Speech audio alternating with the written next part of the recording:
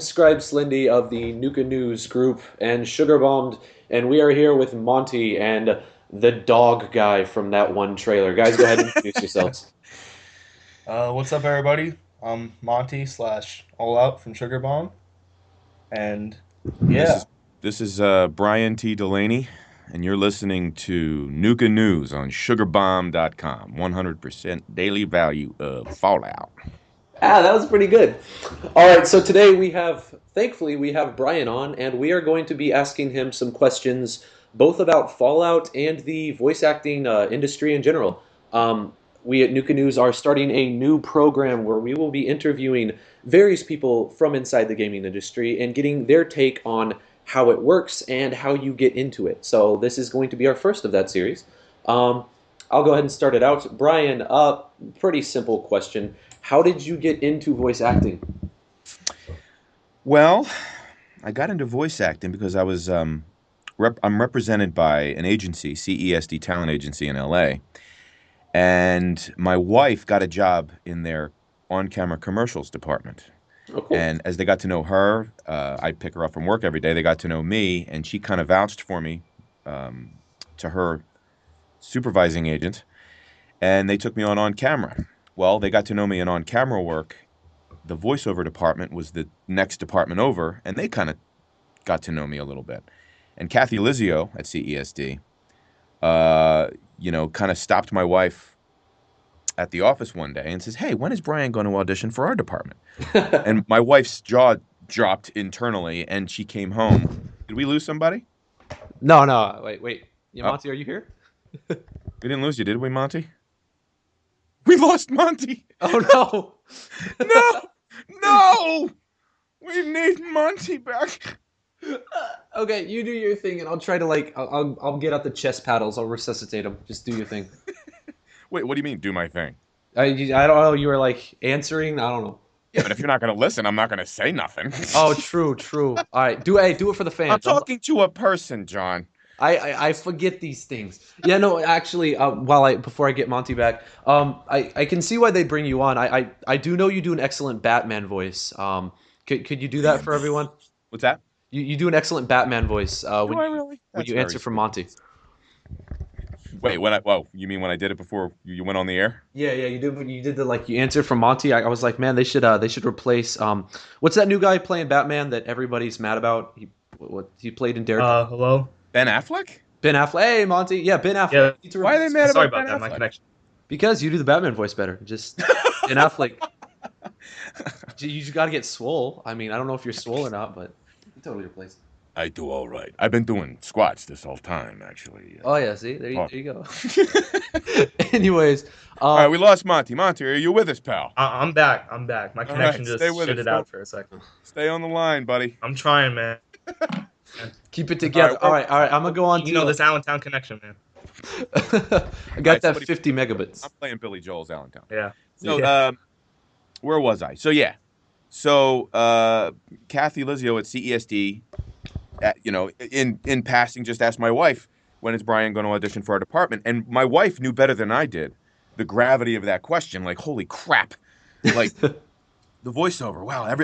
The only reason she knew it was big is because, everybody that signs in on camera commercials, they always ask, hey, can I get sent out for voiceover stuff? Because it's such a niche kind of Yeah, yeah. forming thing, and it's very, very sought after. I didn't know this. I was ignorant to all this. To me, voiceover was this elusive place that it was like some sort of secret club that everybody knew about, but nobody knew how to get in. And Like that one place at Disney, like the Disney World. There's it's that one 20 club. what is it, Club 33 or something? Yeah, What's the yeah, name? yeah. 23 or something. So, anyways, she comes home. That I love telling this story. She comes home and she says, "Okay, don't f this up." But Oh shit. Kathy wants you to audition. She says, take your time, put together a voiceover audition, and then when you're ready, come in. And I'm like, okay, like it was like a big deal. And like I said, it was just off to the races there. I mean, I auditioned for the department. They took me on. They really nurtured me in my career. They sent me out on things I never conceived of was a job, like Getting a little voice teary eyed acting. there, Brian. What's that? Getting a little teary eyed there. A little bit. It's You like, because I've seen you've done quite a bit of stuff. You've been going since like what 2002? well, I mean, I did a couple of theatrical jobs. Back east, it's called legit jobs. At least 15 years ago it was, and I did. Speaking of Ben Affleck as Batman, I did. I actually got to do a scene with him in a suburb of Philadelphia back in 2002. Oh no way! Shot Jersey Girl, but directed by Kevin Smith, and I got to be nurse number two Oh in crap! the scene where J Lo dies in childbirth. Holy! Male Oh, that's nurse? crazy. Your male nurse? Nurse number two is my credit, and I'm very proud of it. I'll And I have to go also check did that out now. I also did a television show that was like a local television show to Philadelphia called Hack, starring David Morse and George Zunza. Anyhow, I just did like bounce around local hire location principal Cut your teeth work. a little bit. What's that? Said cut your teeth a little bit. I cut my teeth a little bit, exactly, and moved out here in 2005, and then I did little things with the help of my wife and CESD. Actually, I got like, I was like a police officer in Crossing Jordan, like one of those cops that have just one line of like, Yeah. hey, there's no sign of him, like that kind of stuff. And I also had a fun thing where I did How I Met Your Mother, one episode of How I Met Your Mother. I saw that on your IMDb page. Yeah, I was drunk guy, and I say something inappropriate to Allison Hannigan. And it was like my favorite, my family back east would love the Oh, we line. gotta find that It was, episode. It was she was lamenting wearing a bra, the two girls on the show. Toby Smulders. Wait. Do you know what episode it is? It's called Single Stamina, but I don't remember what number designation. It'll it be on his page. It like says episode whatever on his IMDb page. If you watch, I will find if that. you watch it, it's the best one-liner I've ever had in my entire life. Because the four main cast members are there. First of all, Wayne Brady was a guest on the show, which Oh I shit! So made you got to meet him? Oh, he laughed at what I did one time. It wasn't in the show, but I was just like, holy crap! Wayne Brady just laughed at a stupid slapstick, like fall that I did. So I have this one line where the two girls are lamenting having to wear a bra, and then Allison Hannigan has a line that says like, "It's a booby zoo." So I'm this drunk asshole who's like off to the side. Well, my head turns around into the camera and I said, "Why don't you take it off then? Let those puppies breathe." You know what I mean? And it was just like, holy shit, I say that to Allison Hannigan. So anyway, that was one of the few times I got on camera work. I mean, I've done a number Wait, of did you meet Neil Patrick Harris? No, I didn't get to meet him. He was on the set that day, but I didn't get to shake his hand. Which Just like would have been heavily breathe behind him, like, hey. hey, can you say Doogie to me? No, it's one of those things where it was just I got to meet Wayne Brady only because his mark was right in front of my mark. Yeah. He had to enter the scene. Anyhow, that was 2002 was a good year back in Philly, and then 2006 and 7 or 2008 I had a couple of little bit parts, but then 2008 I booked my first voiceover job, and then the rest is history. I did that. Background voices in so many games. Oh my heavens. So, Brian, yeah. would you say that's a little easier to move up the voice acting ranks than it is like the real actor ranks? Or how would you compare that? That's a good question. And I can only speak from my experience. But I'll tell you this. It's if you get into voiceover and you have the right people around you, and you have the right representation, and you have the right wife. Yeah. In that case, you have the right, partner, and you have the right representation, and you have a true joy for it, and you hunger and thirst to do it and to train and to practice it, and you have a real joy in it. Yes, it is easier to continue. It's like it's funny. What is moving up? Well, I mean, like you just got Fallout 4, so that's it's about as high as it gets video games. I auditioned for that the same way I auditioned for every single job. What I'm saying is like the equivalent of that would be getting like a Batman or Marvel type movie in like the movie industry. Does it just come down to what they're looking for? Because like I know with the movie industry, it's a lot more name recognition. But since the name recognition is not as heavy in the voice acting industry, does it really come down more to does your voice fit the role they're looking for? It's funny that you say that too, because there is a name recognition climate, even in voiceover. Like if you think about, and some people say it was when Robin Williams voiced the genie in Aladdin. Oh, But there yeah. was like from post 1992 on, there was a definite draw to getting a name voice actor in there, to get people in the seat so they can have, excuse me, marquee names above the title. It's cool. But like, let me put it this way. I got to do additional voice work on Minions, the sequel. Oh boy. Yeah, I saw that too. I was like, oh, no way. He was in that. Yeah. Shout out to Valda Daedalus. He loved his. Oh, really? Yeah. Well, yeah, I got to be a part of that, and it was just one of those things where my agent submitted my demo to the voice casting person, Mickey McGowan. She's a swell lady, and I got in with the Illumination and Entertainment people a little bit. Cut on the Illuminati. The Illuminati. I'm not saying nothing. But the Illumination Entertainment brought in this stable of actors, and it felt like at first, this was 2 years ago, or it might have been 3 or 4 years ago now that I did my first day on Minions, and I can't recall now. But like I'm in there, and I'm in a session, and like it's just a loop. It's like it's a group of actors that there's like 4 mics. They bring like 7 to 10 actors in, and they show the actors, the voice actors in town in LA, the pictures of the characters, the non-celebrity voiced characters in any animated movie. Well, they show the pictures and they say, give us something for this guy, give us something for that guy, and then we take turns going up to the mic. Well, who's in the room but Carlos Alazraqui? Oh, Reno 911, but he's yeah, I love that last show. 20 years he's 20 years ago he started out being the Taco Bell Chihuahua and everything in between. From then to now and everything in between. Jim Cummings, who's Winnie the Pooh and Tigger too. Oh my God, Tigger. My hero.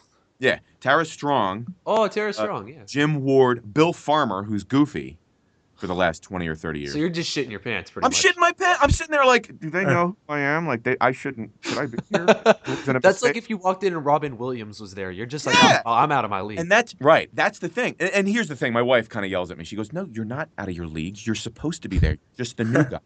And I'm like, yeah, okay, yeah, I get it. But like, still, it can be intimidating. Oh yeah. Because these are the greats. And remember, oh, by the way, Lorraine Newman. I got to meet Lorraine Newman. No way. An original SNL cast, a founder of the Groundlings in Los Angeles. That's fucking insane, bro. It's it's totally insane. So I'm standing there, and it's just like one of those things, like, that's what I would consider moving on up in voiceover. But remember, a lot of these actors, they do iconic roles. They do these voice actors. I mean, they're celebrities to me, but they're not celebrities like Leonardo DiCaprio or Ben Affleck. You don't walk down the street and say, "Oh, that's that guy." You'd have to hear their voice. I would, but most of America might not. Although voice actors are getting more and more prominence with their facial. Thankfully, yeah, they deserve it.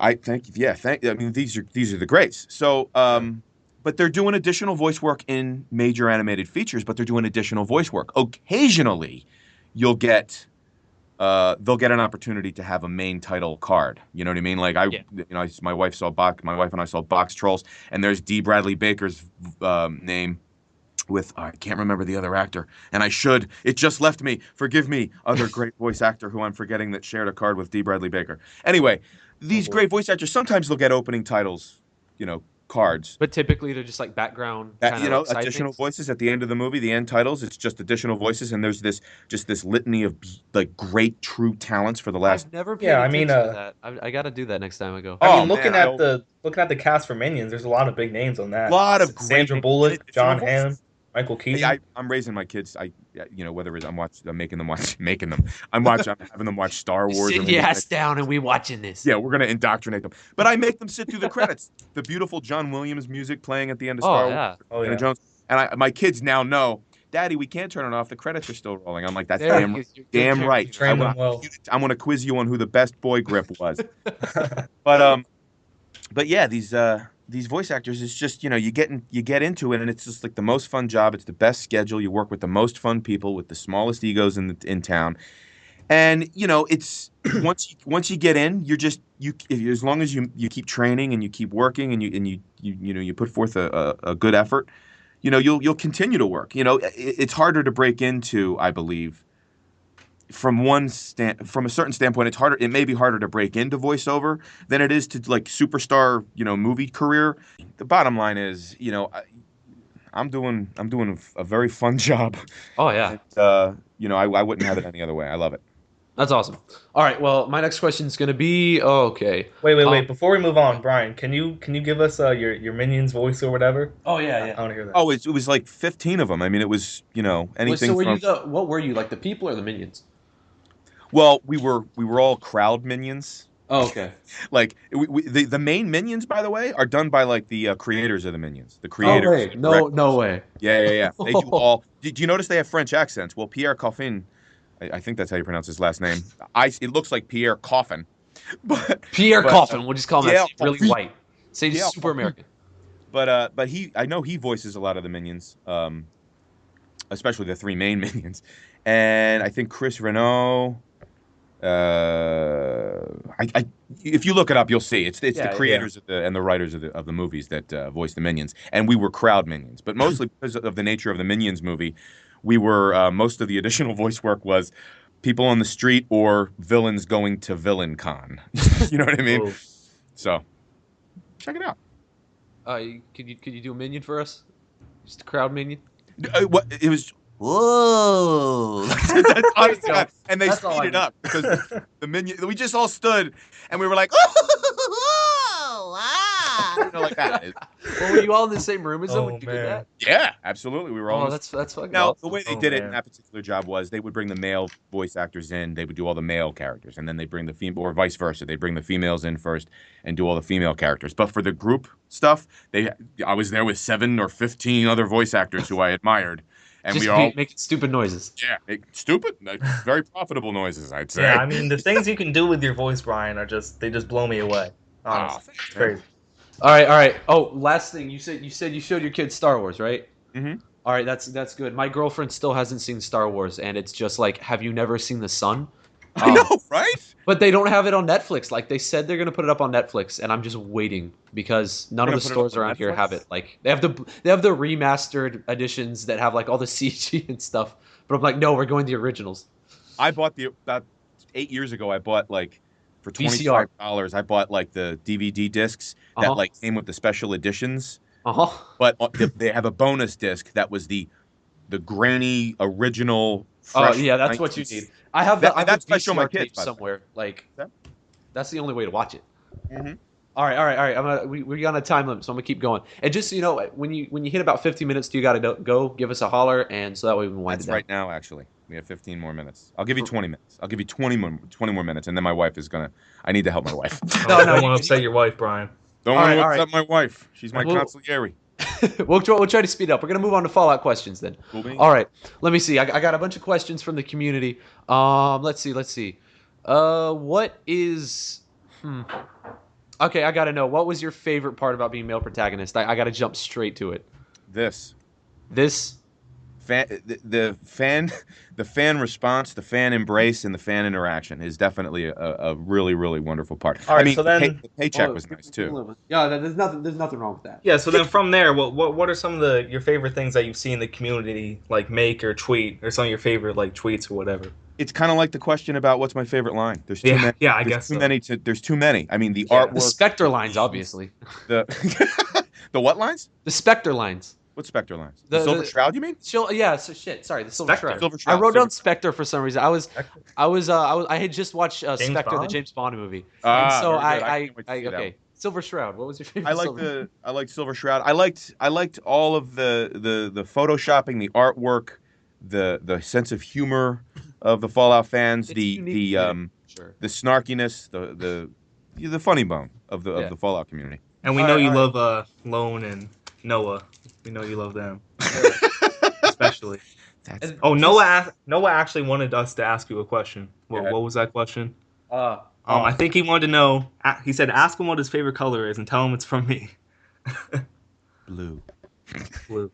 No pun intended. Blue. Oh, I get it. Nickname. Actually, this is also something I recently got to talk to the guy who played Paladin Dance.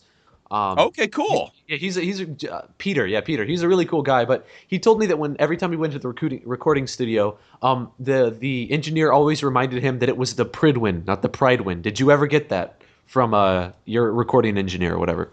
No. All right. For some reason, I pronounced it Pridwin.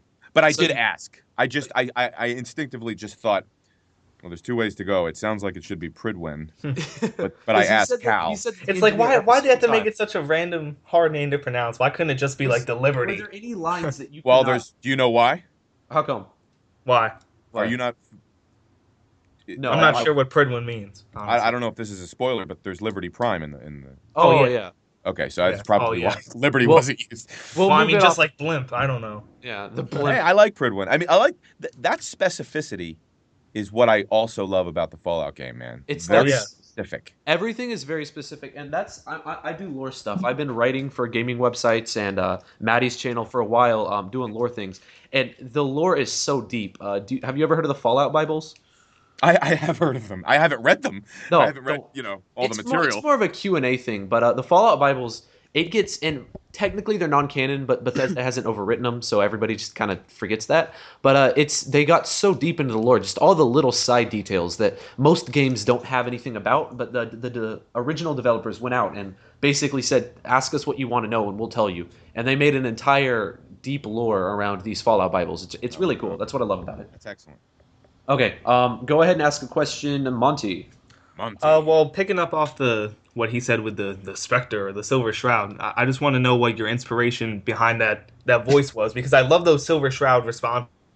like what did you take inspiration from for those lines? Like a specific hero or Wes what? Johnson.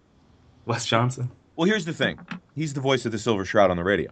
Yeah. Oh. And here's the deal. We did several passes on those quest lines. We did it several ways, and I think I haven't gotten there yet in my playthrough, but I've seen some video work where it's just like miscreant, that kind of thing. Yeah, we did one where I was kind of like, I think we did 3 versions, and we did a version where it was just like, you miscreant, what the fuck. We did one where I was trying really hard, but I was screwing it up, so I just said F it by the end of the line. Like, you are going to... Oh, fuck it. Just give that him would have been great. like that kind of thing. And then we did one where I was kind of married the 2. Yeah. And I think the one that married the 2 survived. If it's the line I'm thinking about, because I do remember you shouting miscreant. I'm around that point in my playthrough. I lost 7 hours of progress, so I'm kind of behind. I had a save fail, but yeah, no, I don't believe they used the fuck it line, but if they did, that would have been great. Yeah, they didn't. I don't think they used that one, only because it was a bolder choice, and the player character, even on the zany lines, excuse me, I burped. Even on the zany lines, there had to be a very, there had to be a grounding and a kind of not flatness to it. I can't be totally off the wall. Because then it sounds like you're a guy sitting in a recording studio, not a dude walking around in a wasteland. Right. All right. So, anyways, at the same time, I think your best lines and my favorites that stood out the most is when they let you, change and experiment with your voice a little bit, like with the Shroud and some of the sarcastic responses too, like the like the decoder ring line. Like when I pressed that, like that just completely threw me off. I'm like, whoa! I just sat there and laughed. I like I said, I haven't played too much, but I saw one where Trash Can Carla is in my settlement in Sanctuary, and she comes up and we barter or something, and then there's one line where I hit the X button and get to be a little flippant, and I say something where I go, "I'm just looking for love." Oh, yeah. And I'm like, oh wow, they kept that one. That's I didn't think. It's funny when they do let me off the leash. What's so funny is what I'm finding in my playthrough is how very I originally thought when somebody asks when people have asked what's your inspiration for what voice did you use, most of the time it was like this would be how I would deliver it in the moment. And what's funny is that's not necessarily true. It's very, very it's a somewhat muted version of it in many instances. I still have specificity to the line. It's still grounded in the main quest and stuff like that. But I found it very interesting. Like the main player can't be as off the wall as Codsworth, but Courtney Ford is Piper. Holy crap. She was that. Piper I've kept around specifically because her character is so endearing. Like endearing. My heavens, it's just aces. Yeah, I mean, personally for me, I think the best written character and best voice acted character so far has been Nick Valentine. I have not kept Valentine. I haven't even given him a shot yet. Is he? I think there's something about him, and his like persona being like a robot Nor detective type thing. I think they just nailed that. Oh, they nailed it to the wall. I mean, the guy who voices Steve, I think his name is Stephen Russell. Yeah, Stephen Russell Voices Codsworth and Nick Valentine. So that's and he also did a lot of voices in Skyrim too. So did he really? Yeah, then he must be a favorite of Bethesda, obviously. Yeah, I guess. Yeah, well, that's Peter. I know Peter was several Bethesda things. Okay, I'm gonna continue. This is actually what I wanted to ask. I actually was reminded of this when you were talking about your line you delivered on how I met your mother. Jesus. Have you ever used any of the flirtatious lines on your wife? Get cut straight to the bone here. No, I just imitate Lone's voice from my wife. Yeah, well, Lone's voice is pretty sexy. No, I mean, nobody can beat an Australian. Wait, please do that right now. Please do that right now, Brian. Please. Honest to God, with Lone's voice, I just love the way he says my name, which is kind of narcissistic. Brian. Like, Brian. Hello, Brian. Australian accents are just the best. It's my wife's favorite. What's funny is this is funny. This Lone would get a kick out of this if he heard it, or Maddie and Noah too. I start like joking, like I told my wife about the gag about the face reveal and going to a convention or something, and I want to lift the mask and the bromance. I'm gonna help you do that, Brian. We're gonna help you get there. Hey, make it happen. I got to get an invite though, but I was telling her about that, and I start doing his voice, and she goes, "Oh, keep talking." But then she covered up my face like it had a mask on it. I'm thinking, "Oh, come on." But yeah, I don't want to see your face. I just want to hear your voice. You want to hear the lone wolf. Don't let Lone hear that. He might make a pass on her. Yeah, I mean, maybe be careful what He's you got wish a girlfriend. For. Oh, he might make a pass on her. Oi, he's got a bloody Australian. girlfriend. They're a bunch of prisoners. You know that. Hey, don't make the penal colony joke. That's very sensitive to people down on. Let's go blacklist you. All right, Monte, ask one more. I know he's super short on time, so we'll do a spoiler question or two, and then let him run. Well, quick, one more non-spoiler question real quick. I gotta ask this. Also, my friend Draco Deathclaw wanted me to ask this. The psycho noises when you take psycho and drugs, like those, I love those. The first time I heard that, it was just like fucking kill, and I just. Oh, I was so fucking hyped. They did so many cool things with kids. Yeah, is that like taxing on your voice at all, or what goes into that? Yeah, it is. It is taxing on my voice, but luckily they didn't. I mean, you've played enough of the game. Like those lines are so few and far between. Yeah. That was only a couple of. There's only like 5 or 6 that I heard. Yeah, I want to hear Courtney's lines. I haven't heard her deliver that yet because I haven't gotten to the female playthrough. Well, once you get to the female playthrough, you'll hear it, and she is stupendous in this game. Oh yeah, she is stupendous. She actually had one part where you walk up to Dave. I found it online through Dave B. Mitchell, who plays Mr. Gutsy. He's the Mr. Handy that is the sentry guard. Yeah. And he posted a video of her making fun of his "Will You Comply," and I do a version of it that's probably coincidentally similar up until a point. Like we make fun of him by going, "Will you comply?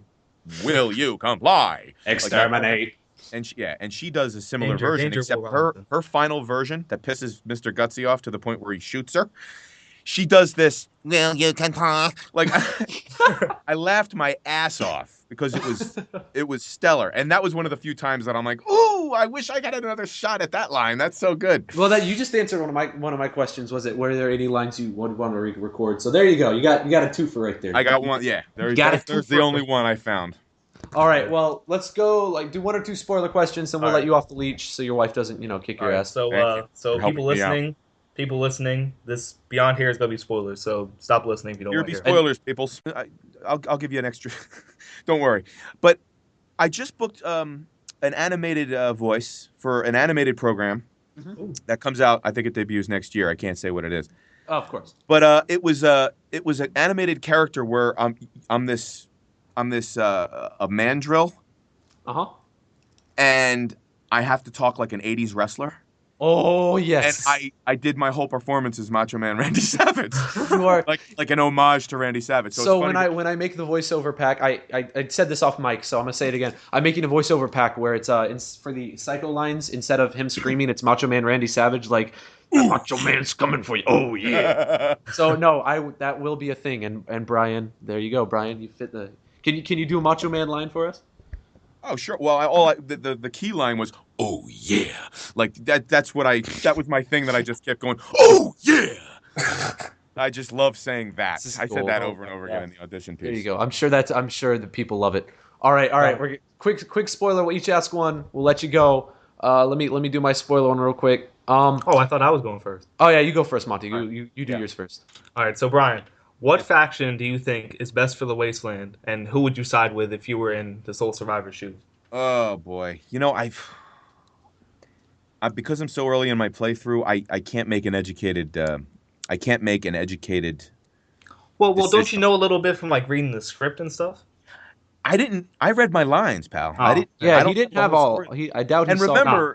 remember, the storyline and the plot kind of changes based on the decisions you make as the player, because Oh yeah. Bethesda values player choice and player freedom, as we all know.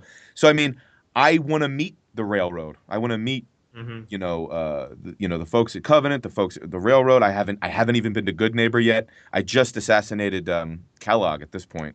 Oh, that's another thing I want to ask you about. Is Okay. Kellogg. We'll get to that later. Okay, so I can't really say yet. I definitely saw the airship after I Yeah, that's an epic moment. after I come out of Fort Hagen. That's when I see the Brotherhood airship, and I'm like, I shit myself. Yeah, that's like the moment. That's the that was a moment where I'm like, perfect oh moment. shit. Like especially if you have it turned up like high settings and you have the great light hardware where it like puts the shadow on you. That scene was fucking on point. Yeah, that's where it hit me. Like this is Fallout 4. That's what. Just gorgeous. I mean, the for lack of a better word, the cinematography and art. Yeah, no, that's a perfect word right there. Is just so rich and good in this game. Anyway, forgive me. Next question, please. I'm sorry. All right. I actually he kind of asked my question, so if this is a repeat, we'll go ahead and move on. But is there an ending that you enjoyed voicing the most? I have not gotten to them, so I wouldn't know. But was there any difference in them? Was there one that you preferred voicing? I don't know. Well, I'll tell you this. This is the game. I've mentioned this a number of times, but I haven't said anything because it's a spoiler. I actually mentioned it when I did an interview with Bethesda's people, with Matt Grandstaff and Jessica Scharf. Oh, I saw that one. I think so. Well, they didn't put this in because it was a spoiler. Oh, okay. I don't even think the game came out yet at this point when I did that interview. But you guys, because you're Sugarbombed, I'll lay this one on you. Yes, exclusive. Yeah, you probably will be the only ones that have it. I will say this. There was one moment in this process that has been a rarity for my voiceover career up to this point, and it was when I was emotionally affected. Ooh. And it was I'll give you a little bit. Okay, let me see how I can explain this expeditiously. When I'm in the booth, I'm behind a mic. I'm in a big, not a big, but like a relatively big sound booth in Burbank at this studio called. I was at Soundworks, as a matter of fact, when I had this experience. This is sound recording studio in Burbank, and we're doing the lines, we're doing quests, and the lines just come up in a particular order. Cal, my voice director, he has the contexts because he studied the lines the night before, and he reads over the notes, and he's in cahoots with, obviously, Bethesda with context and relationships. And we're just doing quest lines. I don't know whoever I'm talking to. I'm talking to Desdemona. I'm dealing with the Railroad. I'm doing Brotherhood Steel. I'm talking to Paladin Dan's. And then all of a sudden, and the whole time, and it was about like, I don't know, I want to say it was like 8 months to a year into the process. And the whole time, I was most affected by what we all see in the prologue, or in the in that moment when you wake up from cryo and you see your spouse get murdered and your infant son get kidnapped. Yeah. Well, I am a husband and a father. Yes. So the thing that Cal especially wanted to ground, all of the reality in for the particular performance that I gave was, find your son, find your son, find your son. Even if I say something shitty, it's because I'm thinking about Sean. If I say something where it seems like, and this is the reality that you want to ground it in. Even if I'm dealing with the settlement and I'm dealing with people, I know I have a quest to find my son, but I need to take care of these people too in this moment. So your character motivation. Character motivation. Well, because I'm a person and a voice actor and an actor, and you train and you develop a technique and you have a whole library of images in your head. Of course. And I'm not, you don't need to know, and it's personal anyway, so I'm not going to necessarily share details, but you can get it. You can understand what I'm thinking about.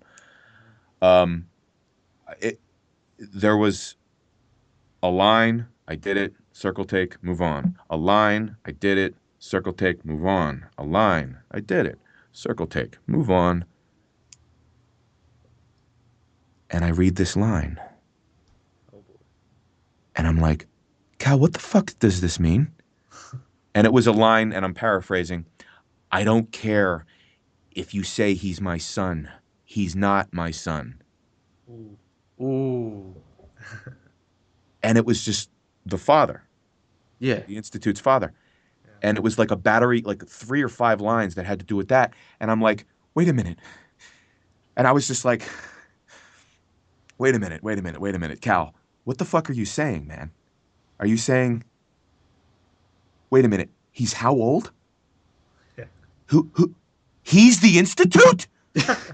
What the No. So you didn't Fuck know. out of here. No, I didn't know. I didn't know until that line. Oh, man. Cal, now Great. what I just did for you, that whole little like recreation and reperformance of it, Yeah. that happened in about 2.5 seconds because my mind went bananas. So- Those lines that you delivered, and you could tell that you didn't.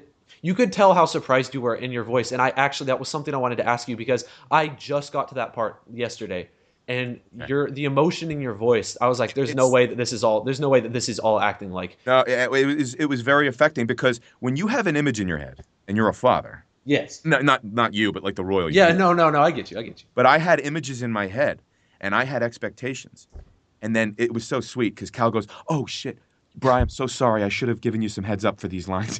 It was really sweet. But it was one of the few times, and I'm like, I'm not even putting on. This is one of those douchey moments where I get insecure about sounding like an asshole. Where I need a moment, please. Just can I have a moment? But I legitimately. It was one of the few times in ever, but like one of the definite only times in voiceover where I'm like, Cal, I need a minute, man. Can I just digest this plot twist here? Because this is fucking me up, man. Yeah. That's awesome. I went home that day and I had to talk to my wife about it. Wow. And it was like, it wasn't like I was debilitated. I'm not insane. I'm not an insane person. But like, I'm like, oh my gosh, Rebecca, like, whew, oh my, I can't believe it. Like, it was like really affecting. I mean, it is still a video game. It's still just a story. Still, and you've been voicing that role for a while at that point. Almost a year. Almost a year. I'm looking for an infant. Yeah. Wow. And that probably even had more of an emotional impact for you than because the players maybe been playing for 20 hours before they find that you were invested as a voice actor. Yeah, and you know what? And that was, I guess that kind of worked out in the end, because it was a hell of a thing. Like I've never had that kind of experience where this whole ocean of expectations was dashed in this tidal wave of new information, and it was just. That was the moment. That was the moment that I'll never forget. Meeting Courtney Taylor for the first time a year and a half into the job, working with Cal, working with Bethesda, meeting you guys on the horn. Like all those things are great, but from an artistic and professional standpoint, that moment in the process was like, okay, well, this may not be topped ever again. As like. I couldn't believe it. Like it was one of those things where it was just like when I read the line, and again I don't recall the exact wording, but it was just like the father is. Yeah. I don't care what you say. He's not my son. What are you talking about? Like when it was an avalanche of emotion. It was just insane. It was again I'm not. Yeah, I mean for me as a player, this game's been pulling on a lot of emotional strings, and I've cried a couple times. I'm not gonna be afraid to admit that. Well, then I know a little bit of what it was like for me to do the job. Yeah, and I can't imagine after a whole year that just would explain the discovering emotion in the line delivery because I really was curious. So when you were I got actually that, I was going like, through God, that. Yeah, in an artistic, in a very, very like microcosmic way. Yeah, I was going through a little bit of it, but like it's just like I said, I'm a professional. I'm a voice actor. I don't want to come off as insane or magnanimous about it. Yeah. It was, I just needed a minute. But that's a real emotion, and that keeps you from looking like a fucking robot. I mean, right. Like it's okay. People that you're acting. Yeah, you didn't see that coming at all. No. That's cool that's cool that you didn't know what was coming. And now, do they keep you? I realize you got to go. We'll wrap it up after this. But do they keep you out of the loop on what's going on purpose, or is it just because you deliver the lines as they come? A little bit of both. They don't keep anybody out of the loop on purpose. It's just a matter of economy of time, expeditiousness, and one of my mantras in life is know your role, and I don't mean that's a good mantra. I like that. Know your role. Don't do other people's job. Just do your job and do it the best you can. You know what I mean? And part of that is I don't need to know. I can't read a 111,000 page script. You know what I mean? Like I have a hard time getting through a young novel. Like know what I mean? Like Hunger Games is pushing it. Damn it. Right. I mean, it's just like I knew what I had to know, and that was with Bethesda on the horn and Cal voice directing. They were my bridge to knowing what I needed to know in the moment. And I didn't need to know the plot twists before I got the job, when I first got the job, the first month on the job. That was going to come. And as a matter of fact, it came and it turned out fine. You know what I mean? So no, that makes sense. They don't keep anybody in the dark on purpose. It's just one of those things where they'd waste a lot of time if everybody had to, and they rewrite. They rewrite all the time. The writing it gives room to work, and you don't have to go back in. It's like, we need you to re-record these 300 lines because they decided to cut that. Say that again. What do you mean? I said it's like so. Well, I was agreeing with you because if you're recording all of your stuff ahead of time, they say this doesn't fit, we need to redo this. You don't have to go back in and redo all of the lines that they decided to switch up or alter. Right. Kind of like that. Yeah. All right. Well, anyways, I think we're gonna wrap it up. So, so you can go. Can I ask one more question before we wrap it up, please? Just one more. I just want to ask about the dialogue and the conversation with Kellogg. Oh, yes. Because I think that his dialogue especially. I don't know who his voice actor was, but he was amazing, and he is amazing. Keith Farley. Yeah, but all the dialogue choices with him, they were all just so well written. I was just shocked. Because that moment of conflict, you finally find the man that killed your wife and kidnapped your son in front of you. Yeah. Mm-hmm. Because honestly, Brian, Bethesda hasn't been known for their great writing in previous games. Like Fallout 3 and Skyrim. No, the writing it's been hit or miss. It's good, but it wasn't Oscar nomination worthy. Well, with this game, they really stepped up and they really hit it out of the park. And I first realized that with Kellogg's dialogue, and it was just the back and forth with you and Kellogg was just so amazing. Now, the ramp up to meeting Kellogg when all you hear is his voice over the PA system. Yes, haunting. That was amazing. Keith Farley's performance as Kellogg. By the way, remember that trailer that first featured a lot more of Courtney? Yeah. When you hear, Institute finds you. You don't find the Institute. Oh, yes. The Institute. When I first heard that, oh my God. I went bananas. My whole body went cold, and I got shivers up my spine. Goosebumps. Goosebumps, man. I mean, man, oh man. Anyhow, I know they don't do awards for that sort of thing, but he should get something. He should. I mean, honest to God, man, there's about 100 people, or at least 100 voice actors in the game, and I haven't run into a voice actor that hasn't given a top-notch, AAA, super awesome delivery. I want to speak to something really quick that you said. I don't have any experience. Honest to God, and this is a horrible confession to make to Nuka News and Sugarbombed.com, but I have to confess, and you know this, I've said it before, I had not heard of Fallout. I wasn't aware of War Never Changes as the tagline prior to getting the job. But I do have to say, in light of what you said about they're not known for their writing, that astounds me. Because the writing on this game from the audition copy, the audition copy was well written to me. That leaked one. Yeah, it astounded me too. It was astoundingly good. I think it was because Male Protagonist, however you say his name. Pagliarulo. He's from Boston, and this game meant a lot to him. So I think he really just pushed as hard as he could to make. And I think with the actual the first time ever, they're having an actual voice actor for the lead role. Yeah, and I think that encouraged them to step up their game because it's always been good, but it's never blown my mind. But there's lines in here that I want to put up on my fucking wall. Kellogg's line about happiness that you do in the flashback sequence. I would make that a poster and put it up on my wall. I mean, that's honest to God, man. That's part of the performance too. I mean, I've said this before. I've said it 4 other times, I think, with other fellas. The writing was one of the things that helped me get the job, I think, because the writing was so good. The writing spoke to me. I heard the music of the writing. That just. Oh, I know these guys. I know exactly how they want this line delivered, or at least I thought I did. Yeah. And it really worked out. The writing in this piece, the art direction, the world artists, the programmers and the animators and the developers and everybody. The music. By the way, the music gives me chills. Oh, the music. I have the soundtrack. Einen Zur. Nine on Zero. Zero, Just killed it. I'm gonna buy the iTunes of the album. Yeah. I'm I was gonna hoping buy, they I'm put gonna it on buy Spotify. the records. They have like the vinyls. I'm gonna buy the vinyls for it. It's just everything. I have never. I'm playing through it now, and I love. I don't have time to play as much video gaming as I used to, but this game, I'm becoming addicted to it. Oh, that's a question I have for you guys, by the way. Totally random question. It's going to take this in a different direction. You're fine. What I haven't run across the pronunciation of it. What is the correct or the game pronunciation of the medication you can take to cure you of all addictions? It's called. Is it Addictol? Addictol. I always say it Addictol because it kind of rolls off the tongue that way, but that's actually that's a new one. As far as I'm aware, that's never several of the medications I don't believe have ever existed. Okay. I haven't played a lot of the original games, but I don't think they were in there either. I gotta say, if you want some inside baseball in my one of my fun times, everybody's asking what line did you crack up on? Hundreds of thousands of lines I cracked up on. Anyway, when it came time to deliver the Addictol lines, I couldn't keep a straight face. I need some Addictol. And all I could hear myself say is the dick in Addictol. And I'm like, Cal, can you tell me if this is the right pronunciation? Is it Addictol? Because I can get through it if it's Addictol. Because if it's Addictol, I'm going to need like 300 takes. Yeah. It's like, I hope you got some extra recording software because this is going to take a while.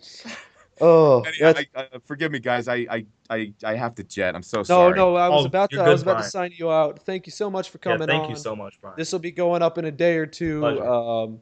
I'll tag you in it when I put it up on Twitter. I hope we didn't waste your time, Brian. I hope we had some good discussion here. Did not waste my time. Right. You guys are aces. You guys really handled yourself professionally. It was really wonderful to talk to you fellas. You obviously have a passion for the game and the lore and the franchise. Of course. And can I just ask you like one thing off the record? Sure. So have you been getting any more, calls to do like more games since Fallout 4? Have you been getting more jobs? No. Really? But I don't. It's a weird thing. The game came out 18 days ago. It feels so much longer. It does, doesn't it? It feels like months. But I don't know. Like I said, actors don't usually know the entire genesis of how any of us get a job, all the time. So the answer is no up until this point. But you have the name recognition now. Like I'm on the map. Oh, that's Brian. Holy shit. I think this is gonna blow open the doors for your career. I hope so. You have Roland in this. Say that again. I said because you also have Roland in Halo. Roland in Halo. You got two main lead roles. I mean, I'm grateful for any job I get, but never forget. I told you I did that additional voices session, and there was some legends in that room. And sometimes voice actors we just love our job. We do whatever comes down the pipe, and But I think you deserve a lot more in this because one, you're a great guy, you're an awesome guy, and two, you're one of the most talented voice actors I've heard. I mean, Troy Baker and all those guys get all the credit, but you're just as good as them, if not better. So. I don't know. Hopefully we'll see you in some new stuff. Thank you for coming on. Give us a line to sign out on. Give us something to work with here. Hey, Fallout fans. You've been listening to Nuka News from Sugarbombed.com, and I've been talking to Monte and Jonathan, known as Scribe Slendy. I hope you all had a great day. I know I did. Later, pals.